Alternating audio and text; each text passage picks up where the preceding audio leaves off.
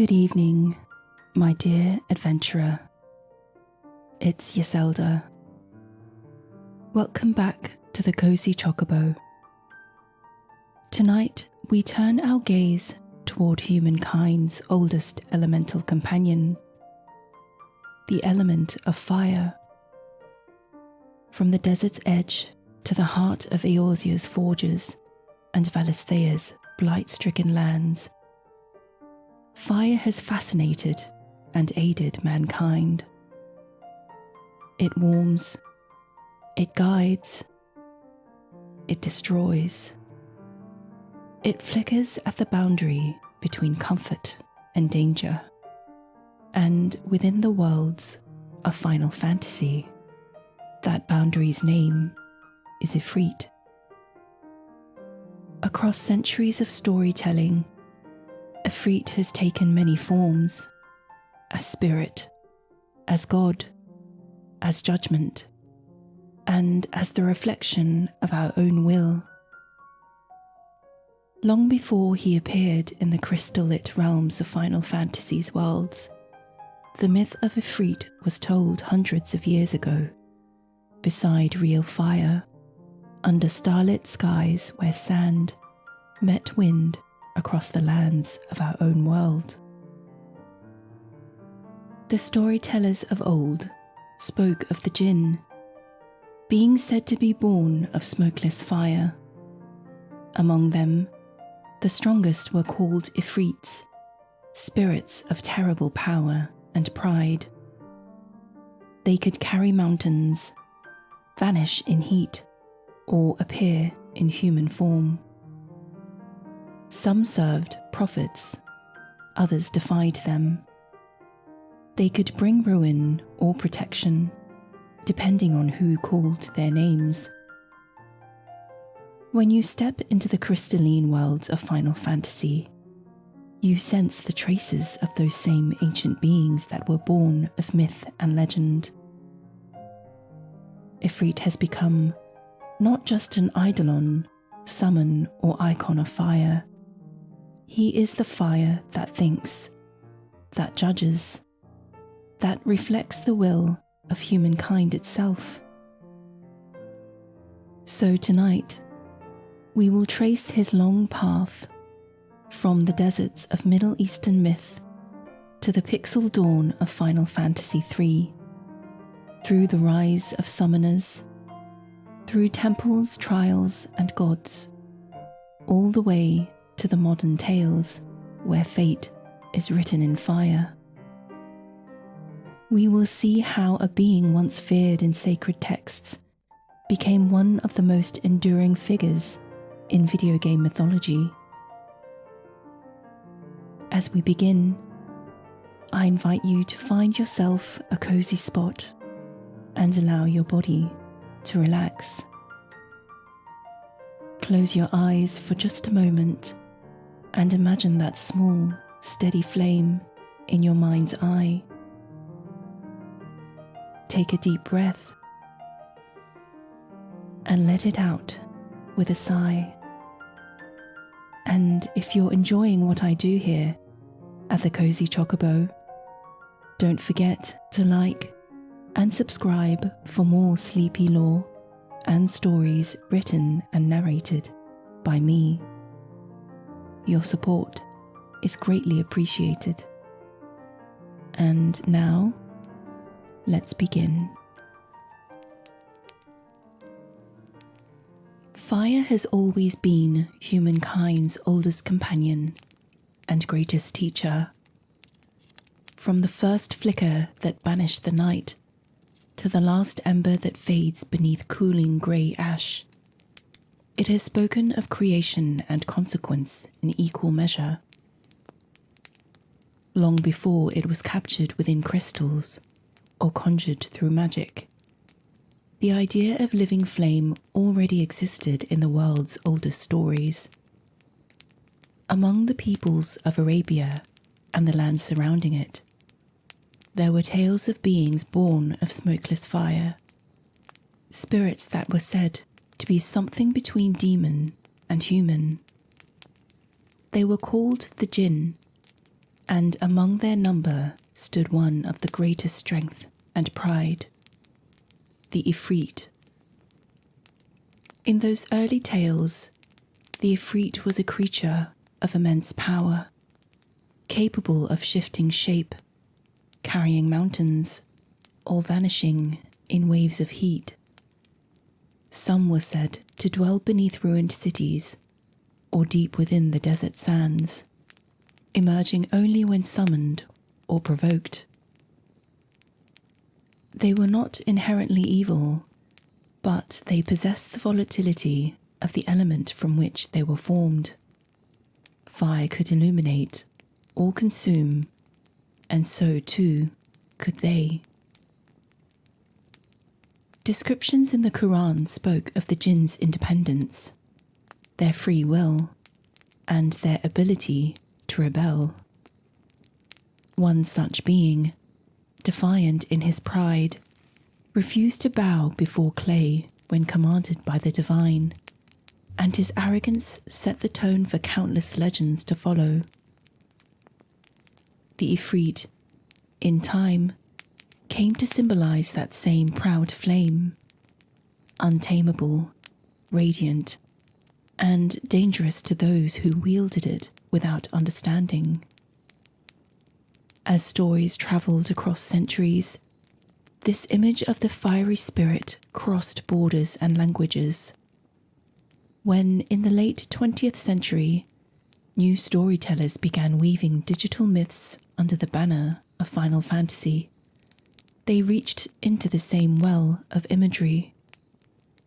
To represent fire in a world of crystals and magic, they chose the ancient name that already carried elemental reverence: Ifrit.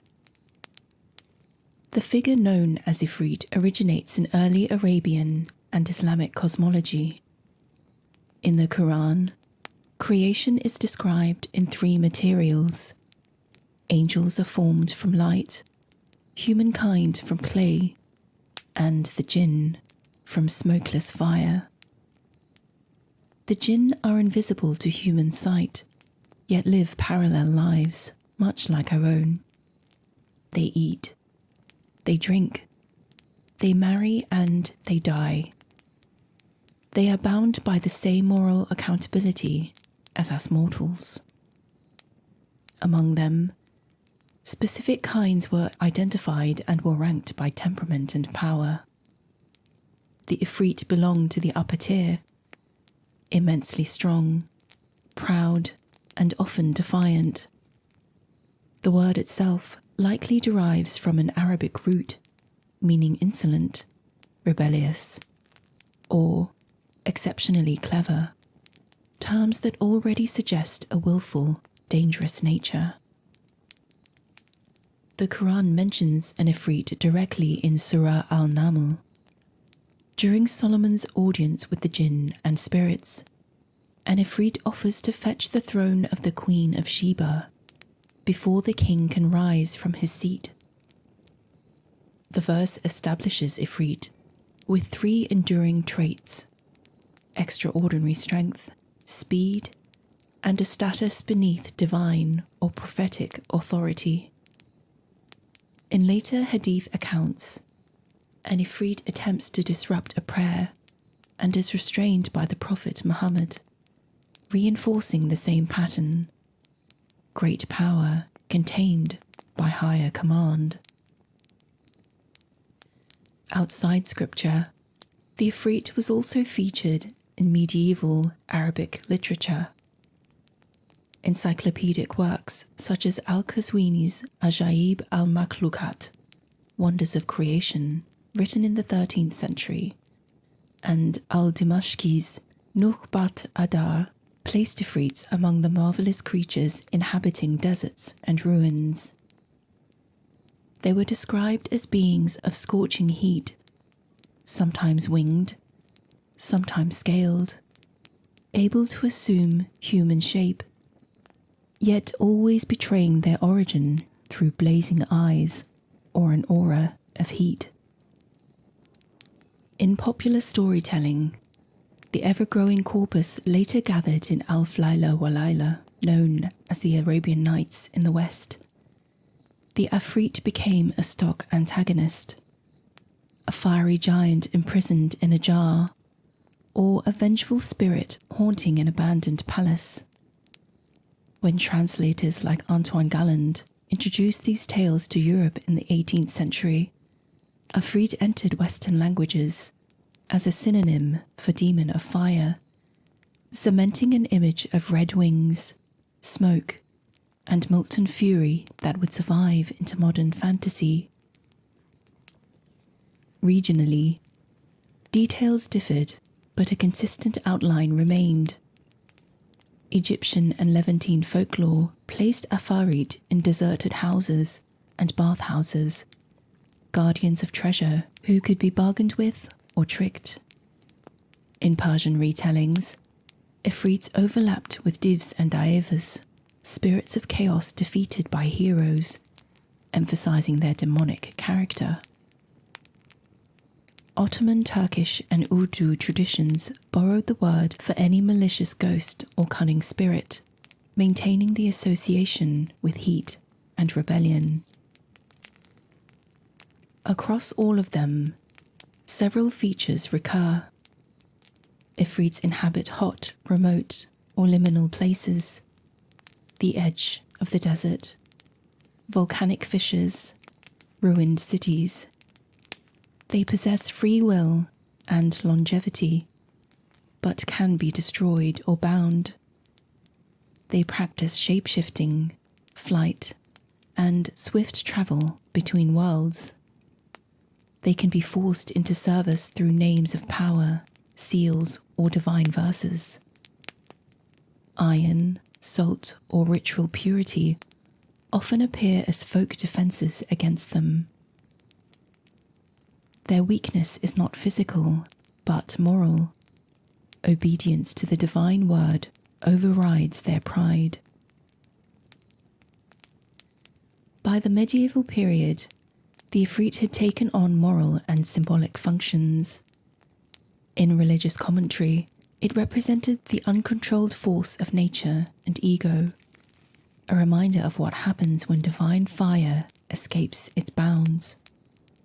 In storytelling, it became the test of human intellect and faith, the creature that must be bound by cunning or righteousness. And in art and popular imagination, it provided a vocabulary for heat, power, and arrogance, the flame that burns too brightly. When 20th century creators of fantasy and game design searched for names to embody elemental fire, Ifrit was already available in Western languages through those translations. It carried connotations of Middle Eastern mystique, infernal energy, and authority through rebellion, qualities easily adapted into a world of crystals and summoners. Square's developers, assembling the elemental pantheon for the first Final Fantasy, placed Ifrit alongside Shiva as the ice elemental, Leviathan as water, Rama as lightning, Titan as earth, and Garuda as wind. The choice grounded the series' magic in global mythology rather than European folklore alone, bringing an authentically Middle Eastern archetype into Japanese fantasy design. From this point onward, the Ifrit of religion and folklore began a new existence inside digital lore. He would no longer haunt ruins or bargain with prophets, but his ancient attributes, fire, pride, and judgment, remained intact. In the game world, he would become both weapon and warning, the living flame that answered human call, yet reminds them of its cost.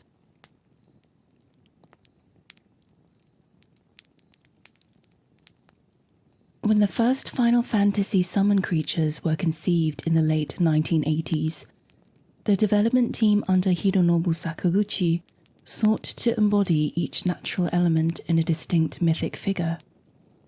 the limited hardware of the Famicom restricted how much dialogue or personality could be displayed, so these beings functioned primarily as personifications of raw energy. For fire, the choice of Ifrit provided an established mythic shorthand, instantly recognizable, culturally resonant, and thematically precise. Ifrit debuted in Final Fantasy III as one of the summons obtainable through a purchasable spell and used by the Evoker, Summoner, or Sage job classes. At this early stage, his identity was defined almost entirely by mechanics. His sprite showed a red-skinned, horned creature surrounded by flame, and his attack, Hellfire, delivered heavy fire elemental damage to all enemies. There was no lore explanation of origin or allegiance. He was pure element given form. Although rudimentary, this appearance introduced conventions that persisted for decades. Every subsequent iteration retained the same core iconography: crimson hue, horns, claws, and the Hellfire signature ability. In contemporary interviews, designer Hiromichi Tanaka noted that the team wanted the elemental summons to feel ancient, beyond human comprehension, an idea that would later evolve into the primal and astral systems of later games. The Ifrit sprite, even in 8-bit limitation, conveyed that sense of otherness, a muscular silhouette framed by animated tongues of pixel fire. The following year, Final Fantasy IV introduced Rydia, the first major character within the series whose identity revolved around summoning. Through her, players saw Eidolons not merely as spells, but as allied entities bound by trust. Among her repertoire was Ifrit, appearing with improved animation and a fiery explosion that filled the screen. Players had to best Ifrit during Rydia's lunar trial, before receiving the right to summon him as a companion. This additional complexity to the character laid the groundwork for Ifrit as a stalwart of the Final Fantasy series.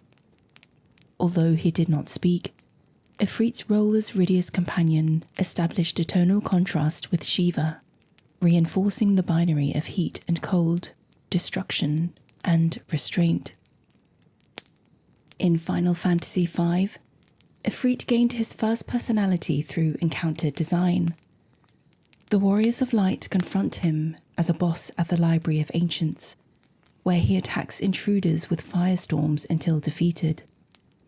Upon recognizing the hero's strength, he yields and joins them as a summon.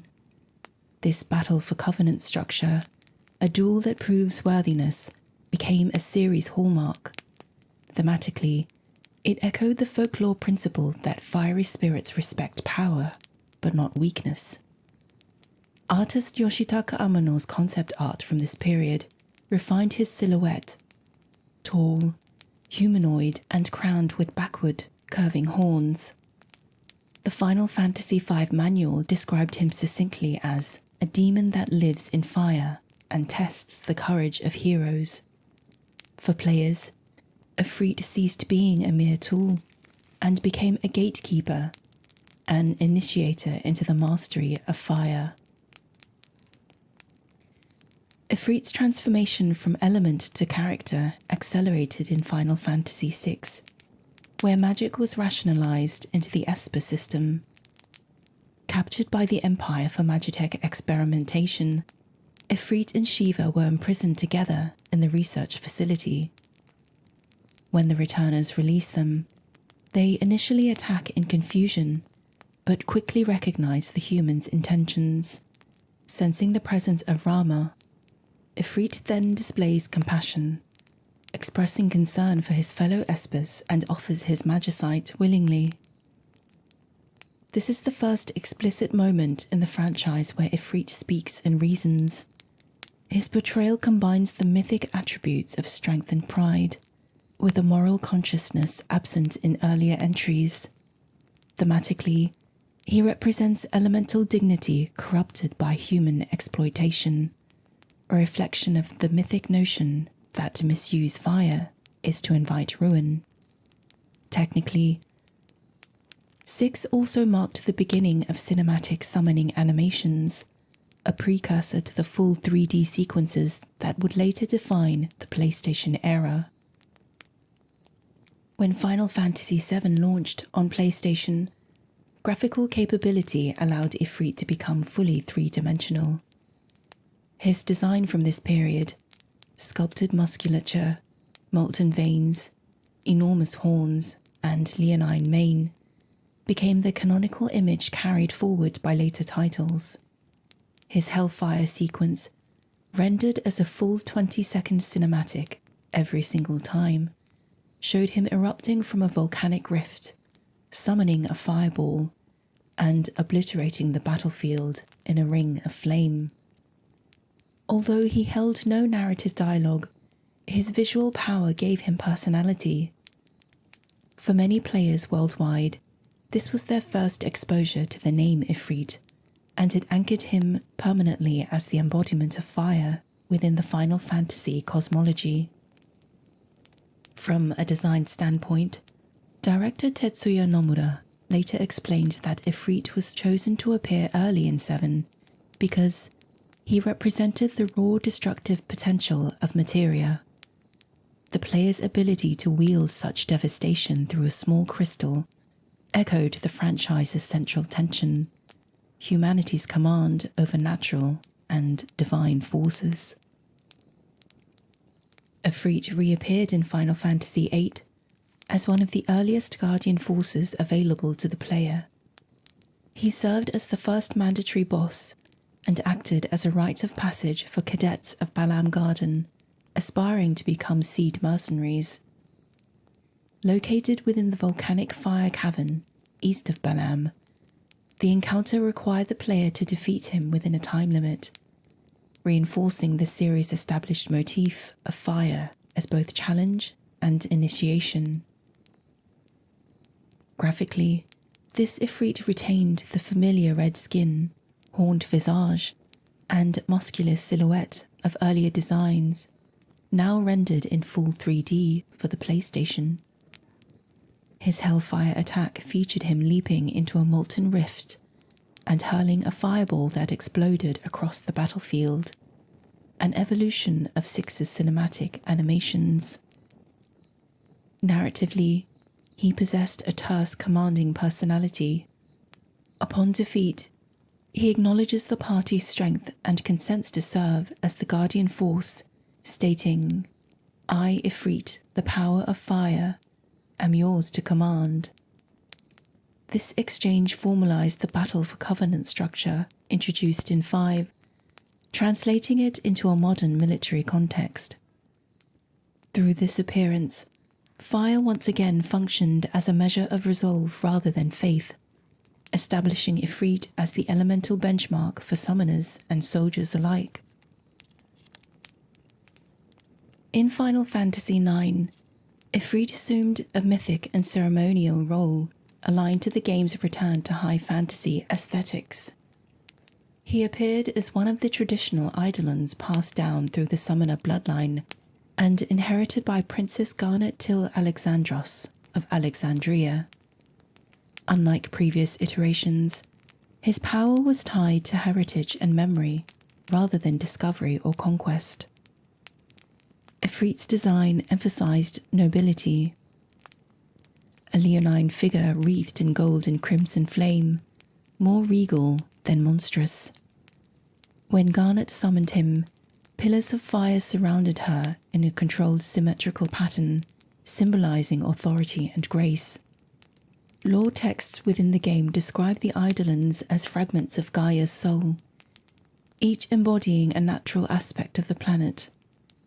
Ifrit represented passion and vitality, the creative spark within destruction. His absence during Queen Bran's misuse of summoning magic further contextualized him as a moral symbol, fire that refuses to serve corruption. Within 9, he completed the elemental lineage, established since 3, bridging the primal ferocity of early depictions with the reverent elegance that would later define his divine portrayals in 10 and beyond. Between 3 and 9, Ifrit's narrative range expanded, but his symbolic meaning remained stable. He was always the first or earliest summon available, the player's initiation into fire magic. Mechanically, he represented high offensive power without subtlety, damage without compromise. Aesthetically, he evolved from pixel abstraction into a consistent visual archetype. Culturally, his name connected the Japanese fantasy of Final Fantasy to an Islamic myth thousands of years older, making him the franchise's earliest bridge between real-world mythology and in-world metaphysics. By the end of the 1990s, Ifrit had become the definitive face of elemental fire in gaming. Later redesigns would vary his size, tone, and moral framing, but never his essence. The fire that once existed only in religious imagination had found a permanent home inside digital storytelling, still proud, still perilous, still bound to those bold enough to summon it. The PlayStation 2 era redefined how summons were perceived. In Final Fantasy X, Square portrayed them as divine companions as opposed to summon spells, each tied to a temple and a human bond of faith. Within this system, Ifrit became one of Yuna's eons, acquired through pilgrimage to the temple of Kilika. Kilika's presentation reflected the destructive duality of fire. When players arrive, the island has been devastated by sin. Buildings lie in cinders, yet survivors gather in prayer. Inside the temple's cloister, murals show flame not as ruin, but as purification. The faith who becomes Ifrit was a once living believer who offered his soul so that others might wield his power in defense of Spyra. In narrative terms, he embodies the transformation of destruction into renewal, a theme mirrored by the villagers rebuilding their home amid ash. Visually, he was fused with demonic and tribal motifs, braids, tusks, a lion-like torso, and decorative brands that glowed when channeling heat.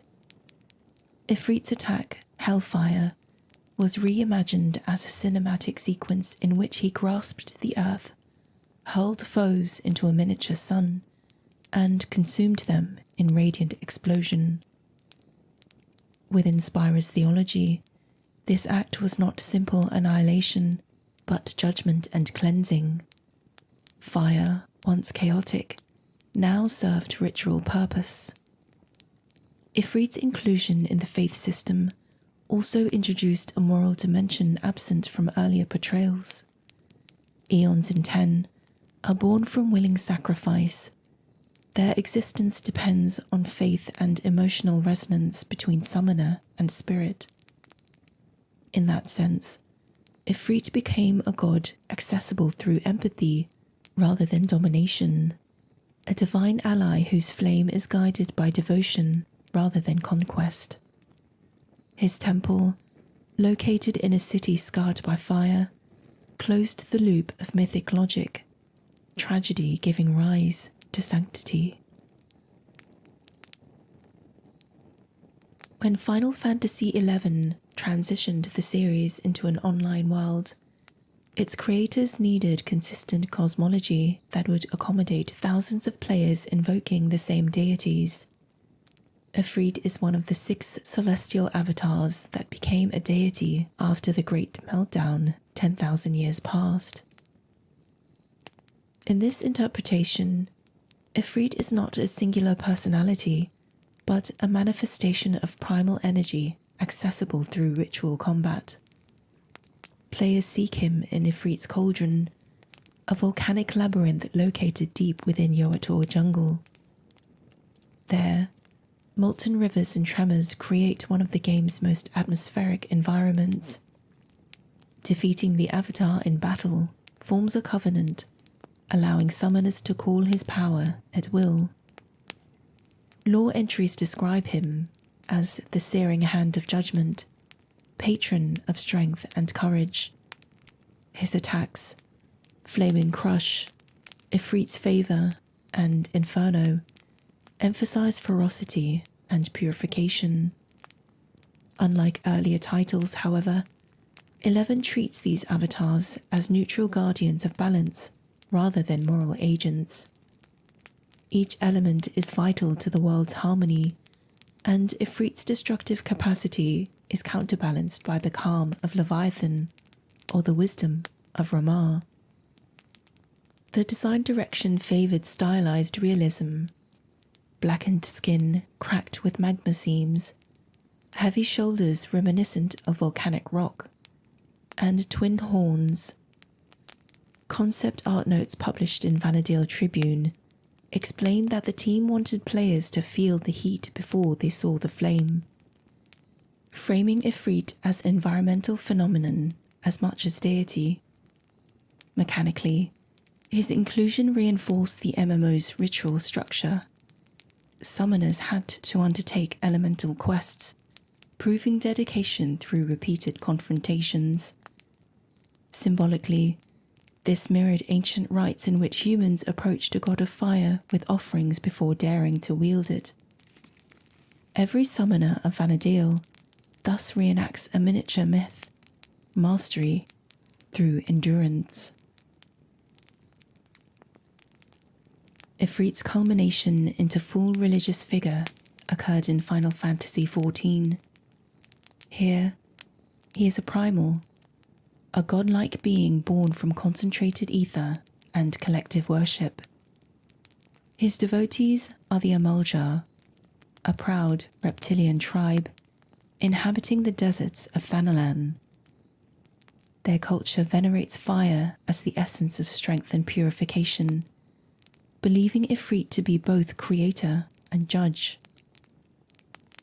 Through sacrificial rituals, the Amalja draw Ifrit into existence by converting ether contained in crystals and the faith of their followers into physical manifestation.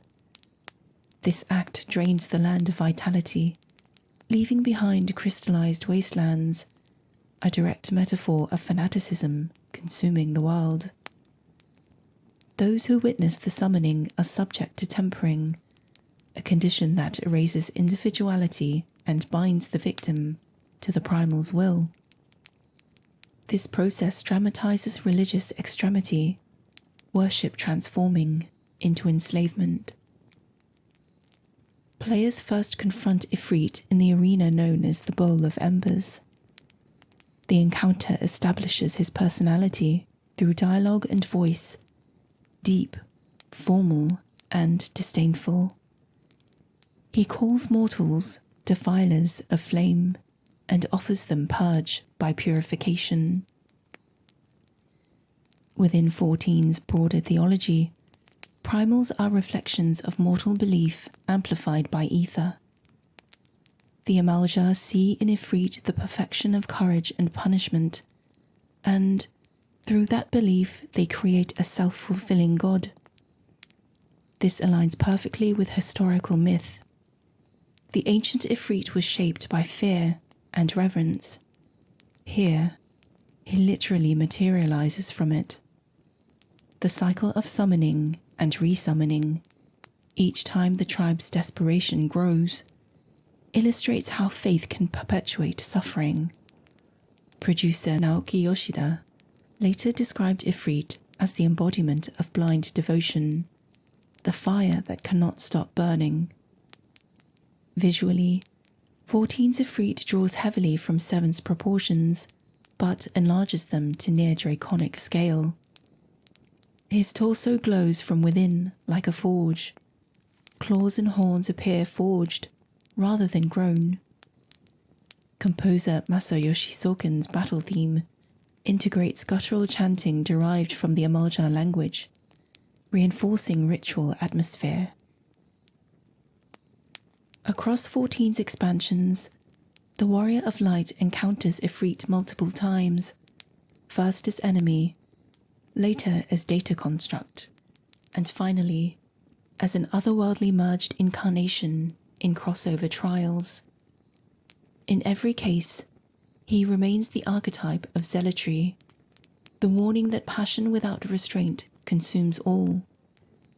His survival through patch cycles reflects the law principle that ideas cannot be killed, only forgotten or replaced. As long as mortals believe in fire's sanctity, Ifrit returns.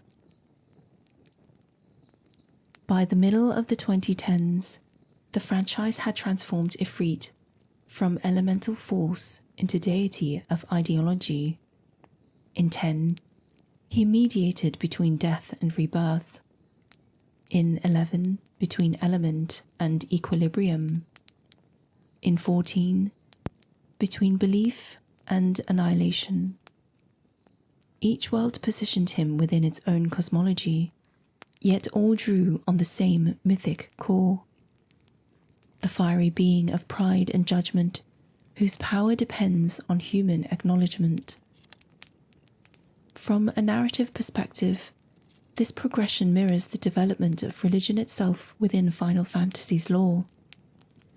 Primitive awe, giving way to organized worship, and finally, to self-aware commentary on the dangers of faith. Ifrit's role in 14 especially re-engages his scriptural origin, an autonomous spirit who bows to none but the divine, while recasting that defiance as cautionary allegory. His believers seek freedom through him, but lose their agency. Thus, the flame of liberation becomes the fire of obedience. Art directors across these titles maintained certain constants. Glowing fissures across the body, symbolizing divine containment of energy. Animalistic faces suggesting the loss of humanity through excess zeal. And the use of orange-red luminescence against dark arenas to represent faith piercing the void. Through these motifs, Ifrit became the most consistently theological of all Final Fantasy summons, a literal god of heat whose worship defines both peril and devotion. Ifrit's portrayal in Final Fantasy XV represents the most explicit return to his ancient role as a being defined by rebellion. Within the cosmology of Eos, 6 astrals, Titan, Shiva, Leviathan, Rama, Bahamut, and Ifrit, were created to guide and guard the world. Each governed a natural force and maintained harmony between the divine and mortal realms. Among them, Ifrit was the Infernian, lord of fire and forge, and the bringer of warmth and progress to humankind. According to the Game Lore's compendium, Ifrit once favoured mortals above all other astrals, granting them flame so that they might build cities and survive the long nights in the younger days of mankind. His gift symbolized knowledge and civilization, echoing the mythic tradition of the Promethean Act, fire as enlightenment and power shared. Yet, when humanity turned that gift toward conquest and greed, Ifrit's admiration turned to contempt. The astral war that followed, known as the War of the Astrals, saw the Infernian's wrath engulf the world in storms of molten fire. The war ended in defeat. Ifrit's body was broken, his flame corrupted by the darkness that accompanied the world's decay. By the time the player encounters him thousands of years later, he has become a fallen god, scarred and blackened, his left arm reduced to charred ash. When he reappears in the imperial capital of Insomnia during the game's climax, he fights alongside Arden Izunia, the game's antagonist, seeking vengeance against both gods and men. This depiction fuses multiple mythic traditions. The Quranic theme of the jinn's refusal to submit before clay, the Promethean paradox of fire as both gift and curse, and the Christian archetype of the fallen angel, radiant once, now cast down. Lore documents within the cosmogony of Eos describe his title, Blasphemous Flame, granted by Bahamut after his rebellion. The term encapsulates his dual nature, fire as illumination turned heresy. Thematically, his fall parallels the moral of many ancient stories, that creation and pride are inseparable, and that the gift of power inevitably bears the temptation of defiance. Ifrit's eventual defeat and partial redemption at the hands of the protagonist Noctis and Ifrit's once lover Shiva restores symbolic equilibrium. Humanity accepts responsibility for the misuse of divine gifts, and the fallen astral returns to silence. The closing imagery of his extinguished flame, cooling to ember, evokes repentance rather than damnation. Taken together, the portrayals in 15 and 14 mark the fullest exploration of Ifrit's mythic foundation since his religious origin. Both revisit the themes of pride, punishment, and cyclical defiance. In 15, Ifrit's rebellion stems from wounded admiration. In 14, from followers' obsession. In both, pride is the spark that transforms worship into conflict. Fire serves as judgment. Ifrit punishes mankind in 15. In 14, he punishes his own worshippers through tempering. The flame purifies by annihilation. Mythologically, fire cannot remain static. It consumes, renews, and must be rekindled. Each reappearance of Ifrit reenacts the same moral structure. Desire leading to downfall, downfall leading to renewed humility. This parallels the theological concepts found in classical Islamic thought, where the jinn's story demonstrates both freedom and accountability. The Quranic Ifrit who obeyed Solomon exemplifies submission with strength, whereas the Ifrit who defies stands for ego beyond order. Final Fantasy's iterations transpose this philosophy into modern narrative, questioning how humans engage with the divine and how creators engage with their creations. By returning to Ifrit's mythic foundation, Final Fantasy XV re-anchored the series' long-standing fascination with power and transgression. It showed that beneath every technological or magical advancement lies the same ancient narrative, creation exceeding its limits. The infernal revolt of Eos thus mirrors the cautionary tales once recited in Desert Nights.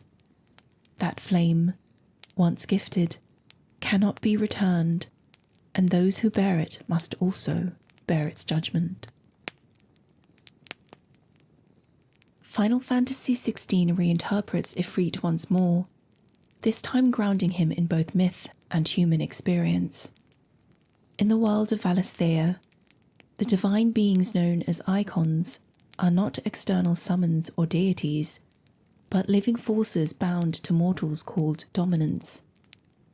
Each nation reveres and weaponizes its dominant, for possessing their power can determine the course of wars, which are waged over lands containing powerful mother crystals. Traditionally, the elements of fire belonged to the phoenix, symbol of life, healing, and rebirth.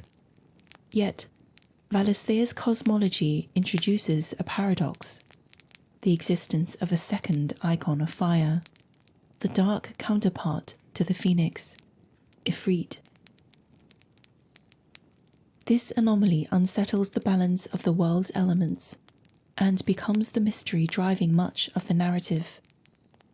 The concept originated early in development when producer Naoki Yoshida and director Hiroshi Takai sought to explore fire as emotion, not just element, a conscious inversion of its earlier roles as deity or weapon. Within Valisthian theology, dual icons of one element should be impossible. The phoenix is regarded as the flame of rebirth, guardian of Rosaria, while Ifrit, when he first manifests, is seen as an omen of apocalypse, a blasphemous fire that devours even the sacred. The tension between these two icons frames the entire narrative of 16. Early in the story, the Rossfield family's younger son, Joshua, inherits the phoenix. His elder brother Clive, however, is marked unknowingly by a second power, the latent force of Ifrit. During the attack on Phoenix Gate, both fires awaken simultaneously. In the chaos, Joshua is consumed by the monstrous form of Ifrit. From that moment, the myth of the dark icon enters Valisthian legend. The world perceives Ifrit not as balanced counterpart, but as aberration, the fire that burns outside divine law. Political powers manipulate this myth to justify control, while Clive himself struggles to comprehend the destructive power that dwells within him. Thus begins the most introspective phase of Ifrit's long fictional history, the transition from external being to psychological symbol.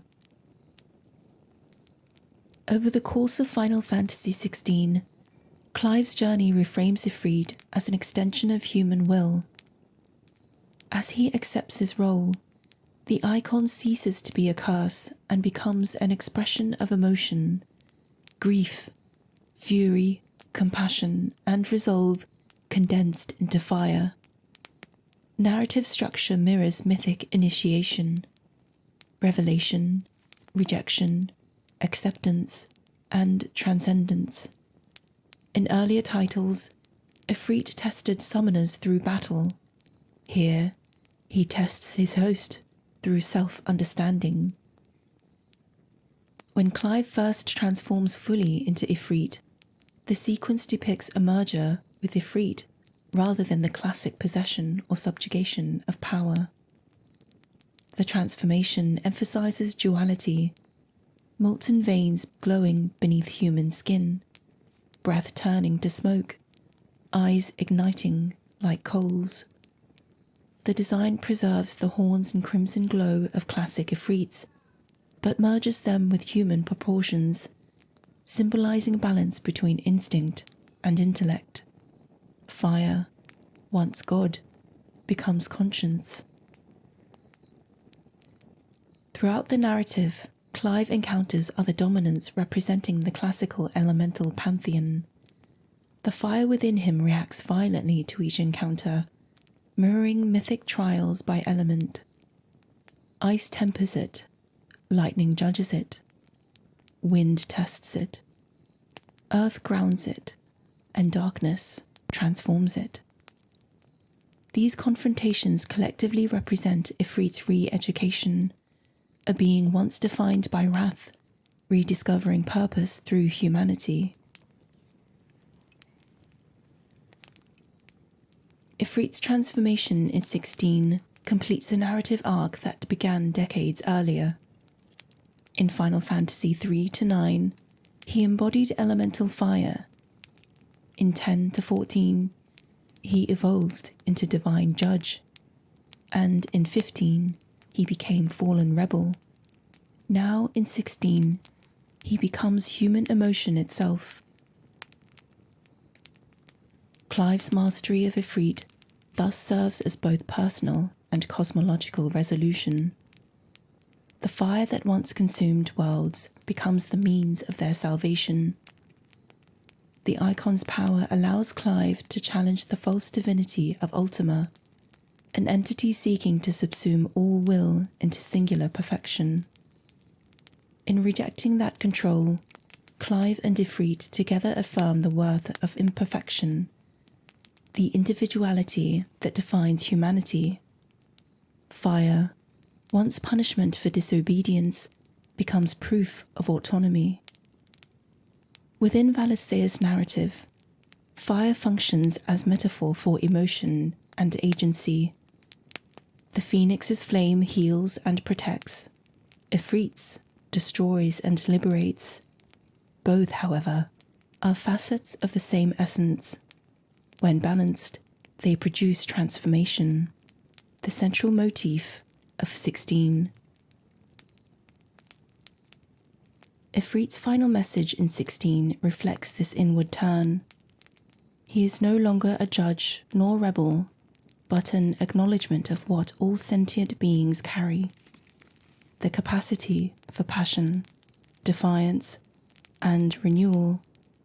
In that sense, he completes the theological circle that began with the Quranic verse of the jinn made from smokeless fire.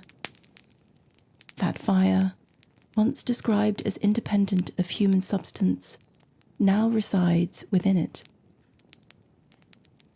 Across 4 decades of storytelling and more than a millennium of mythic ancestry, Ifrit has remained one of the most enduring figures in the Final Fantasy cosmology. His flame has burned through shifting genres, technologies, and philosophies. At first, a destructive element, then a deity, a rebel, and finally, a reflection of human will and emotion. The consistency of his symbolism is present in every incarnation. He represents fire as judgment and transformation. From a narrative philosophy standpoint, Ifrit's arc articulates a theory of power and consequence. In early titles, mastery of fire was a measure of player progression, strength gained through conquest. In later ones, particularly 14 and 16, mastery became moral, understanding the nature of power itself. Fire ceases to be a tool and becomes a mirror. Those who summon Ifrit confront their own potential for destruction, fanaticism, and creation. This thematic shift parallels broader changes in the franchise's tone, from heroic fantasy to introspective drama. The journey of Ifrit is, in essence, the journey of Final Fantasy. Outward adventure turning inward, the mythic becoming psychological. Ifrit's cultural endurance also stems from his place within the global lexicon of fire deities. Every civilization has one. Agni, the Hindu god of fire; Hephaestus, Greek god of artisans, fire, and volcanoes; Kagutsuchi, Shinto god of fire in Japanese mythology; and Atar in Zoroastrian ritual. Each expresses the same paradox: creation through destruction. The Final Fantasy version absorbs and universalizes this archetype. By blending Islamic myth with Japanese design and global storytelling, Square Enix effectively transformed Ifrit into a cross-cultural emblem of energy, rebellion, and renewal. Even as newer summons and deities joined the pantheon, Ifrit remains elemental foundation. He appears early in most titles, offering players both a challenge and an ally that defines their relationship with magic. In crossovers and spin-offs, from Brave Exvius to Dissidia, Crisis Core, and World of Final Fantasy, he functions as emblem of consistency, the recognizable flame connecting divergent universes. Developers themselves acknowledge his symbolic position. Yoshida has referred to Ifrit as the heartbeat of the summon system, while Takai described him as the human side of gods. Both remarks summarize his dual identity, divine yet familiar, wrathful yet necessary. Scholars of game mythology often cite Ifrit as a rare example of non-Western myth adapted respectfully and consistently over time.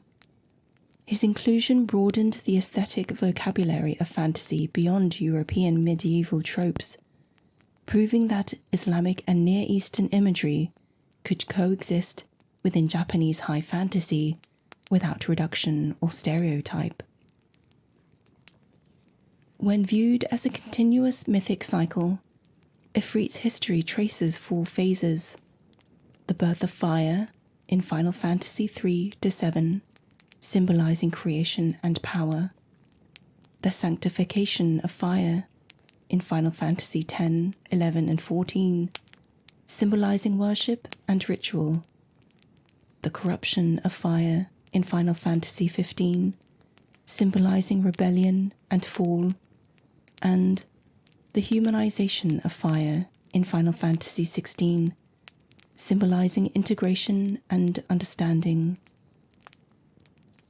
This cycle echoes mythic structures from ancient epics: the rise of divine order, the rebellion of pride, the fall and the reconciliation between mortal and God.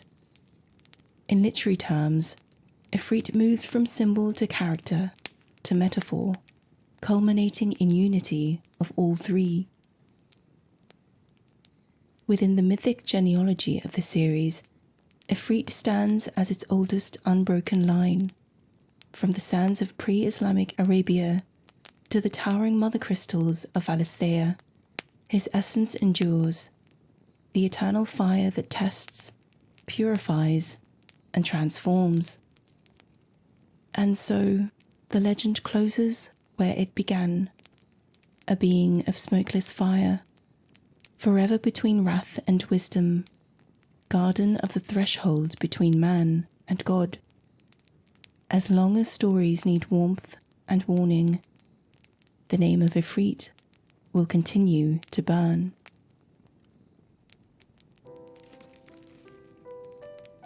Thank you for joining me here at the Cosy Chocobo. If you enjoyed this video, please don't forget to like and subscribe, and leave a comment below of what you'd like to explore next. Thanks again, and see you next time.